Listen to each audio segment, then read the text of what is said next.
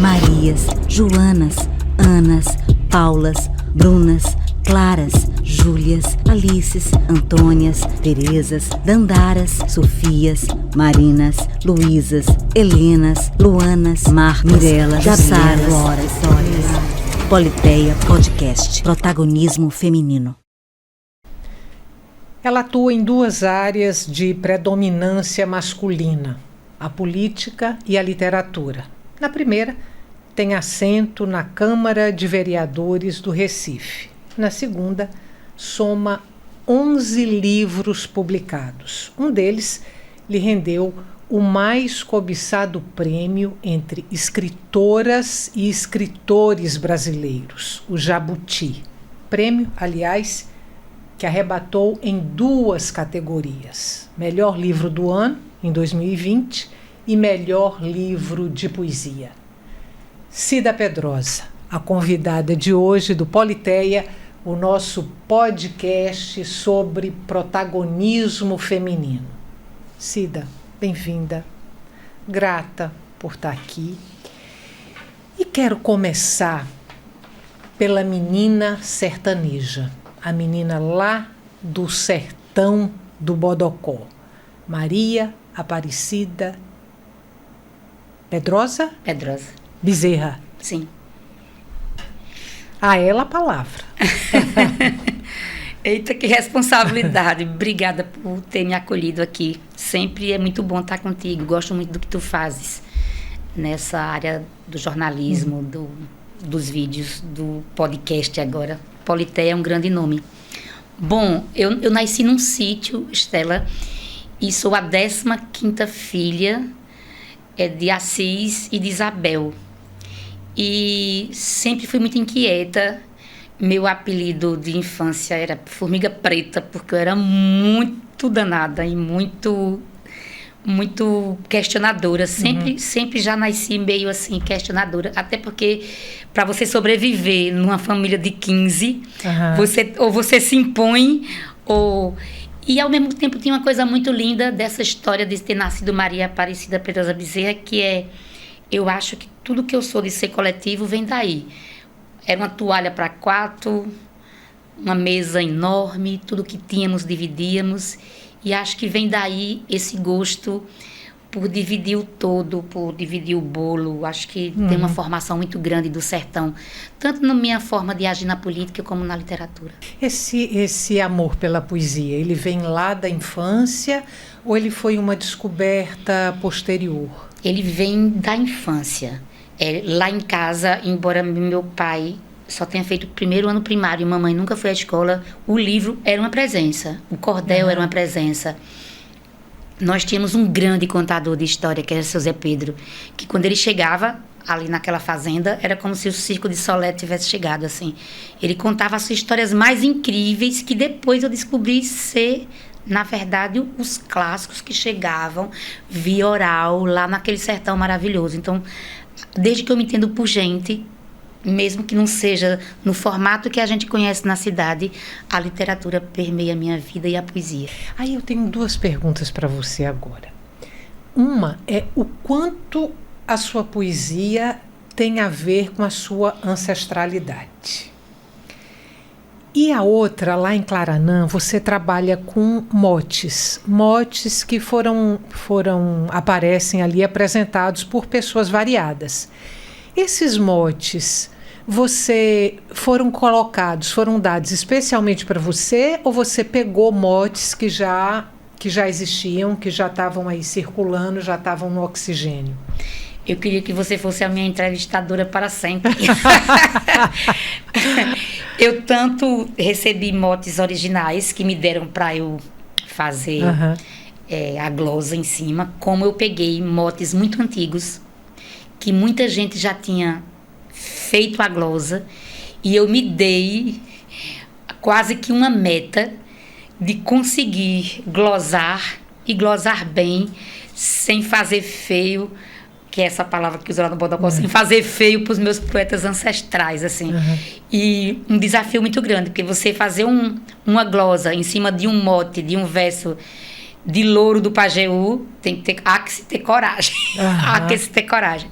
Então, tem esses motes muito antigos e tem motes novos feitos para mim por poetas que eu admiro muito também. Cida, tem uma frase sua que eu me dei o trabalho aqui de anotar para não trair nenhuma vírgula do que você disse, nada. É uma frase curta, mas muito, muito significativa, que você diz assim, abre aspas: a literatura tem um cânone muito masculino e muito branco.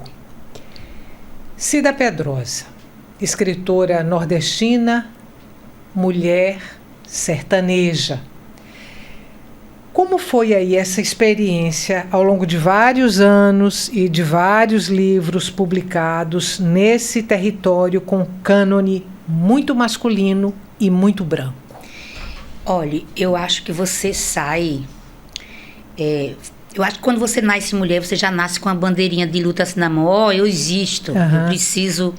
Todo o espaço que você vai conquistar, você enquanto mulher, você já tem uma barreira enorme por ter nascido mulher. Na literatura não é diferente. Quando você estuda na universidade, quando você estuda ali já no início, no antigo ginásio, e quando você começa a estudar literatura, são homens, você estuda homens. Você estuda Bandeira, você estuda Cabral, você estuda Mário Quintana, são homens. Quando vem mulher, vem Cecília e vem Clarice. Cecília Meirelles e Clarice. Lispector. Né? Lispector. Fora elas, você estuda homens.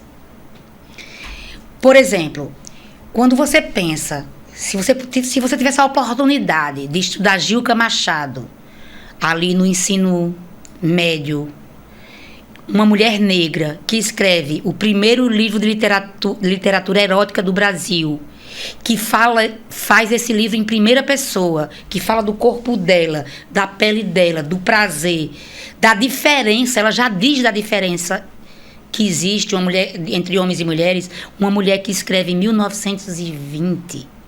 Ela lança o primeiro livro dela no mesmo ano que Cecília lança o primeiro livro dela.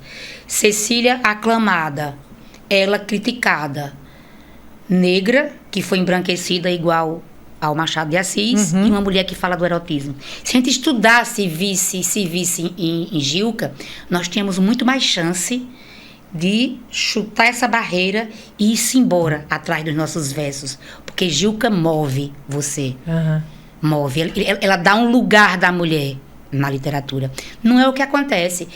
Como os homens escolhem, por exemplo, o tema social, isso e aquilo outro, dá a impressão para muitas mulheres, não é o meu caso, que eu também faço uma poesia, às vezes, muito social, de que o que ela escreve é ruim, de que o soneto que ela escreve é apenas romântico, de que o poema que ela escreve é confessional e não tem valor. Isso é muito ruim. Então, você não tem onde se espelhar num lugar que lhe acolhe, que acolha sua forma de discursar no mundo, é muito ruim. Então, eu acho que esta discussão, imagina para os homens e mulheres negras. Nós temos grandes escritores negros que ninguém nem fala. E os que eram negros foram embranquecidos, feita a Gilca e o Machado de Assis. Porque essa questão do espelhamento, da representatividade, é muito importante para nós mulheres. Essa coisa que a gente chama de ancestralidade.